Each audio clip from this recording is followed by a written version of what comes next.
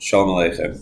Thinking back to this past Motzei Shabbat, the first night since the attacks, I really couldn't sleep. I was up watching the news, davening, learning, just thinking about, what I might be able to do, how I could contribute, and the only thing that I could think of was, I need to share Torah. I need to share Torah with as many people as I can reach.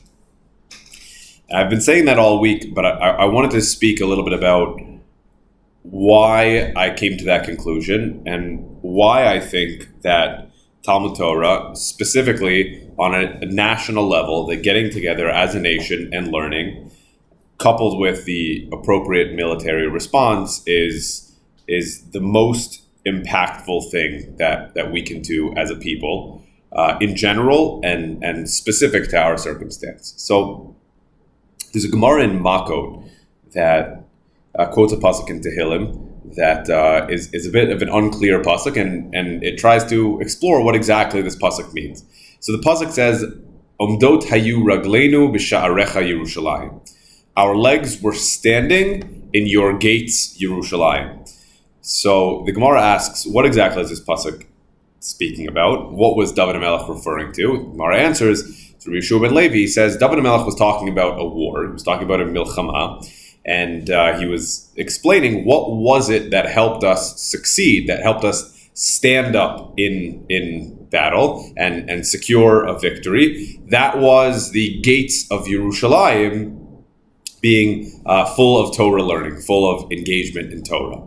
So the Gemara puts forward this idea that learning Torah, and a lot of learning Torah in Klal Yisrael, has the ability not just to affect things around us, but actually to help us as a nation be victorious in battle. That's not...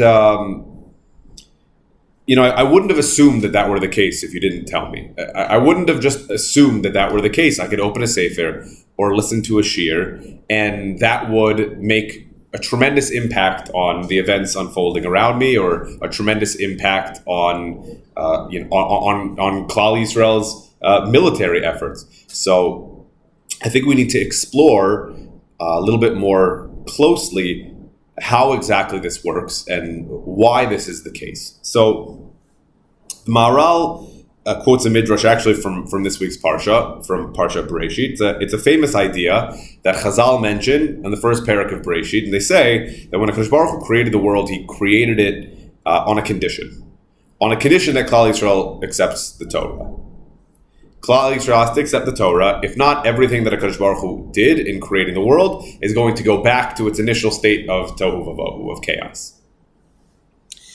Now, the Gemara in Avodah Zarah actually says that to a certain degree, until Avraham came onto the scene, from Adam to Avraham, the world was still, to a certain degree, in a state of chaos. We tend to think of tohu vavohu, the first day, as was chaos, and then HaKadosh Baruch Hu created the world and said, well, if Klal Yisrael accepts the Torah, then I'll let it stick around, but if not, then I'm returning the world to tohu vavohu.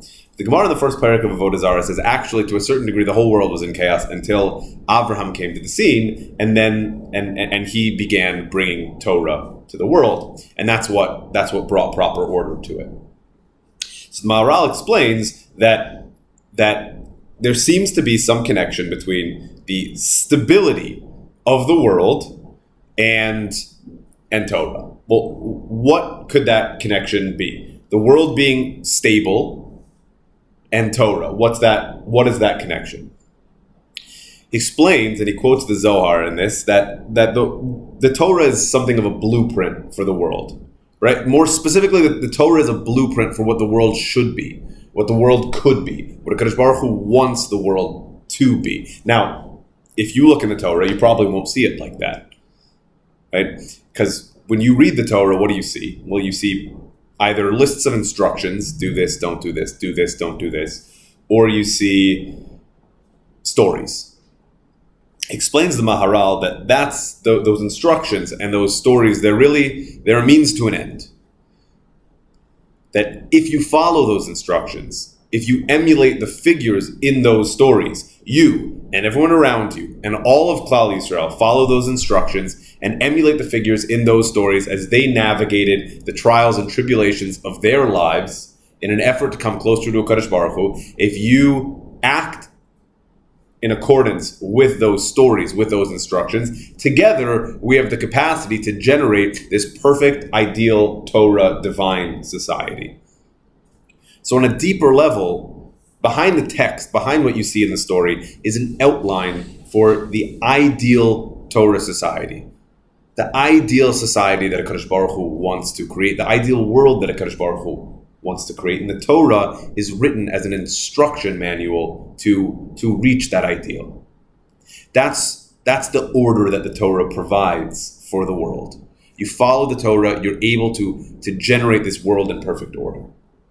So, all that being said, if the world is not in perfect order, okay, if there's craziness in the world, if there's chaos in the world, like we all feel right now, the natural decision, the natural instinct should be, well, let's return to the instruction manual. Let's return to the blueprint. We have to connect back to the instruction if we want to correct things. Something is going wrong. If you bought some complicated technology, it's not working right. You go back to the instruction manual and you say, well, something's going wrong. What am I doing wrong? What could it be? Go back to the blueprint and ask yourself, what in my reality, what in my circumstance doesn't look the way that it needs to look? So if that's the feeling that we get in the world right now, something doesn't look like it needs to look. Something's wrong. Something needs to be fixed. We all need to go back to the blueprints. That's how the Maharal explains the Torah is able to solidify the world that we live in. The Nefesh HaChaim takes a similar approach, but a slightly different one. It explains that really the Torah, learning Torah, it's why we're here. Now he also takes this from this week's Parsha in Bereshit. Chazal very famously say in the first pasuk of Bereshit that the world was created for Torah and the world was created for Klal Yisrael. Right? That the idea was Klal Yisrael engaging in Torah, learning Torah, bringing Torah into our reality. This is why the world was created in the first place. It might be a difficult concept to wrap your mind around, but here's what I think it means. I think that it's our responsibility, and really the reason that we're here is to connect to HaKadosh Baruch Hu, to pursue a meaningful and intimate and real, tangible relationship with HaKadosh Baruch Hu. That's why he put us here. Now, if that's our role, our question has to be, how do you go about doing that? So, let me give you a metaphor. Imagine there was a family member, imagine even a parent, and you had never met the parent. Right? You're dying for some sort of connection to them. They're the most important person in your life and you've never met them. Right? You're dying for some sort of connection with them. How do you do that? Imagine one day you found their journal, their diary, and they poured their whole lives into these things. Everything they did, everything they thought, everything they wanted, and they desired, and they believed, and they feared, and they loved, everything. They poured their heart and soul into these journals. Right? So you would attach yourself to them, right? Because the more you could extract from the journals, right, the clearer picture you're creating of this loved one that you never got to have next to you. That's what we have with the Torah. Kadosh Baruch Hu put, so to speak, his heart and soul into the Torah. Everything that we can understand and garner about HaKadosh Baruch Hu, it's in the Torah. And if we connect to it, we have the opportunity to forge the most meaningful connection that we can possibly to him.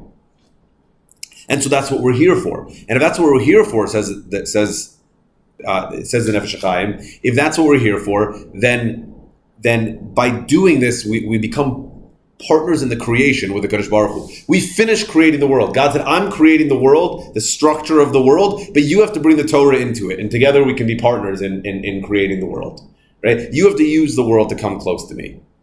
Right? So I'll give you all the tools, but you have to take it that last step. And then we can complete the world.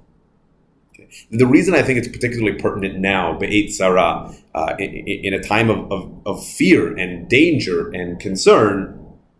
Again, I'll give you a metaphor. Imagine that that there are layoffs in your job. Imagine they're laying people off in your job. right? And you're concerned. Maybe that's going to be you. Maybe you're going to be out of a job, right? So what should you do at that point? Well, probably you should do exactly what you were hired for in the very best way possible, right? If there's too many people doing too little work, then there could be two problems, right? One, you could be doing good things, but it's not really why they hired you. So, if that's not what they need, they're going to let you go. Alternatively, you could be doing exactly what they hired you for, but not particularly well, in which case they'd rather have someone who does it better. But if you focus your effort on doing exactly what you were hired for in the best way possible, you have the best chance of keeping your job. I think that's kind of what the Nefesh Chaim is getting at in terms of the significance of learning Torah and why it's particularly pertinent in a time like this, a time of danger, right? If we were put here to establish a connection with the Kadosh Baruch Hu through learning Torah, right, and we're worried and we have worries and we're at war and it's a dangerous time, here's what you should do. Exactly what you were put here for in the best way possible. And that's learning Torah. It's all of us, it's each and every one of us learning Torah at the highest level with the most passion that we possibly can.